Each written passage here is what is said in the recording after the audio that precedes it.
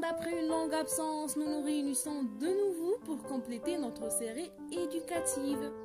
J'espère que cette vidéo vous trouvera en bonne santé. J'espère également que vous êtes en train d'utiliser le temps de repos restant avant la rentrée d'école en ce qui vous sera bénéfique à l'avenir. Notre leçon d'aujourd'hui est les groupes de verbes. Mais avant de commencer notre explication, si vous êtes nouveau sur la chaîne, n'oubliez pas de vous abonner et d'activer la cloche pour recevoir toutes les nouvelles. Alors, de nombreux apprenants considèrent les groupes de verbes dans la langue française comme difficiles et compliqués. Mais en fait, c'est tout le contraire. Apportez simplement une feuille et un stylo et suivez la vidéo avec moi jusqu'à la fin pour arriver à comprendre cette règle facilement. En français, on range les verbes en 3 groupes. Cela veut dire qu'il y a 3 groupes de verbes en français. Premier groupe, deuxième groupe et troisième groupe. L'objectif d'aujourd'hui est de savoir comment classer les verbes dans ces 3 catégories. C'est simple. On les classe surtout d'après les terminaisons de l'infinitif. Un verbe est du premier groupe si son infinitif finit en ER, c'est-à-dire tous les verbes qui se terminent par ER font partie du premier groupe, sauf pour une seule exception, le verbe aller.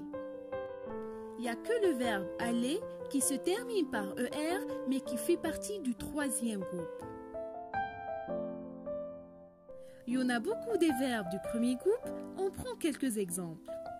Manger, travailler, poster, partager, aimer, changer, etc. Un verbe est du deuxième groupe si les 2 conditions suivantes sont disponibles. De 1, son infinitif doit se terminer par IR. De 2, on doit entendre ISON quand le verbe se conjugue avec le pronom nous. C'est-à-dire pour confirmer que le verbe fait partie du deuxième groupe, il faut d'abord voir l'infinitif IR à la fin, puis on doit conjuguer ce verbe avec le pronom nous. Si la terminaison se termine par ISON, alors là, le verbe est du deuxième groupe. Sinon, le verbe fait partie du troisième groupe. Exemple. Finir, nous finissons.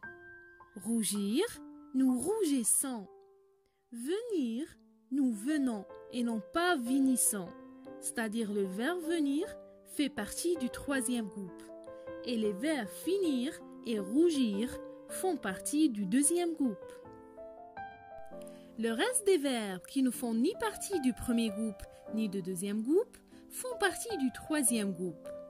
Exemple, découvrir, écrire, boire, courir, savoir, etc.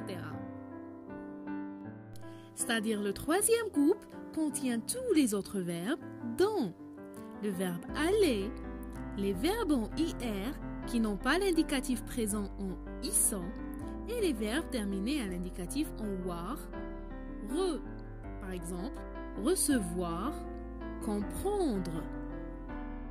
Mais attention, une remarque à dire.